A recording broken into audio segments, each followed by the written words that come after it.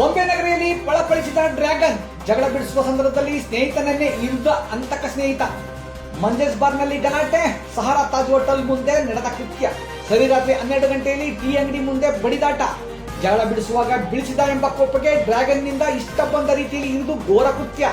ಸರಿ ರಾತ್ರಿಯ ಹೋಟೆಲ್ಗಳೇ ಇಂತಹ ಕೃತ್ಯಗಳಿಗೆ ಕಾರಣ. ಸಾರ್ವಜನಿಕರ ತೀವ್ರ ಆಕ್ರೋಶ.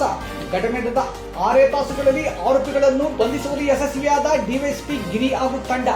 ನಮಸ್ಕಾರ ಪ್ರಿಯ ವೀಕ್ಷಕರೇ, ಸಂಗ್ರಾಮ ಟಿವಿಗೆ ಸ್ವಾಗತ. ನಾನು ನಿಮ್ಮ ರಮೇಶ್ ಅದ್ಕೂರ್.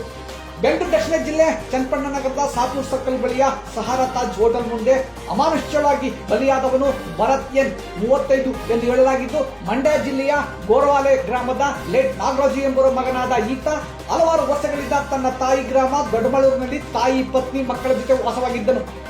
ಆಪೆ ಆಟ ಇಟ್ಟುಕೊಂಡಿದ್ದ ಇವನು ಶುಕ್ರವಾರ ರಾತ್ರಿ 12ರಲ್ಲಿ ಮಂಜೇಸ್ ಬಾರ್ನಲ್ಲಿ ಸ್ನೇಹಿತರುಗಳಾದ ಸಂಜಯ್, ಮಧು ಆಲಿಯಾಸ್ ಕೋಟೆ ಮಧು ಹಾಗೂ ಅಭಿಷೇಕ್ ಮದ್ಯಪಾನ ಮಾಡುವಾಗ ಮಧು ಸಂಜಯ್ಗೆ ಗಲಾಟೆ ನಡೆದಿತ್ತು ಎಂದು ಹೇಳಲಾಗಿದೆ. ಗಲಾಟೆ ನಿಯಂತ್ರಣಗೊಂಡು ಬಾರ್ನಿಂದ ಹೊರಬಂದ ಇವರು ಭರತ್ ಸ್ನೇಹಿತ ಸಂಜಯ್ ಮಧುಗೆ ಬೈಯುತ್ತಿದ್ದ ಎಂದು ಅಭಿಷೇಕ್ ಹೇಳಿದ ಸಂದರ್ಭದಲ್ಲಿ ಮತ್ತೆ ಮಧು ಸಂಜಯ್ಗೆ ಹೋಟೆಲ್ ಬಳಿ ಗಲಾಟೆ ನಡೆದಿದೆ ಎಂದು ಹೇಳಲಾಗಿದೆ. ಇದೇ ಸಂದರ್ಭದಲ್ಲಿ ಅಭಿಷೇಕ್ ಕೂಡ ಜಗಳ ಬಿಡಿಸಲು ಹೋದಾಗ ಭರತ್ ಈತನನ್ನು ತಳ್ಳಿದನೆಂದು, ಕೆಳಗೆ ಬಿದ್ದ ಅಭಿಷೇಕ್ ಕೋಪಗೊಂಡು ಹಾಗೂ ಮೊದಲೇ ಸಿದ್ಧಪಡಿಸಿಕೊಂಡಿದ್ದ ಡ್ರ್ಯಾಗನ್ ನಿಂದ ಭರತ್ ಹೊಟ್ಟೆಗೆ ಹಾಗೂ ಕುತ್ತಿಗೆಗೆ ಇರಿದು ದಾರುಣ ಖಂಡಿಸಿದ್ದಾನೆ ಎಂಬ ಮಾಹಿತಿ ಜಿಲ್ಲೆಯ ಜನರ ನಾಡಿ ಮಿಡಿದ ಸಂಗ್ರಾಮ ಟಿವಿಗೆ ಲಭ್ಯವಾಗಿದೆ.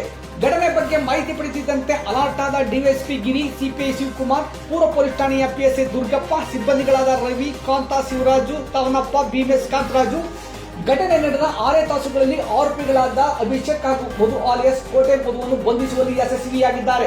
ಮೃತ ಭರತ್ಗೆ ಮದುವೆಯಾಗಿದ್ದು 6 ತಿಂಗಳ ಗಂಡು ಮಗು, 3 ವರ್ಷದ ಹೆಣ್ಣು ಮಗಳಿದ್ದಾಳೆ. ಸಮಗಾರದ ಬಳಿ ಮೃತ ಭರತ್ನ ಪತ್ನಿಯ ಗೋಳು ಹೇಳುತ್ತಿರುವುದಾಗಿದ್ದು, ಮೃತ ತಾಯಿ ನೆಲದ ಮೇಲೆ ಬಿದ್ದು ಒದ್ದಾಡುತ್ತಿದ್ದರು.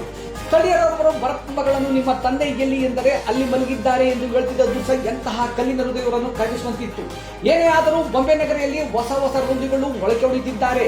ಮೊಳಕೆಯಲ್ಲೇ ಪೊಲೀಸರು ಚುಟ್ಟದಿದ್ದರೆ ಚನ್ನಪಟ್ಟಣ ರೂಢಿಗಳ ಪಟ್ಟಣ ಆಗುವುದರಲ್ಲಿ ಸಂಶಯವೇ ಇಲ್ಲ.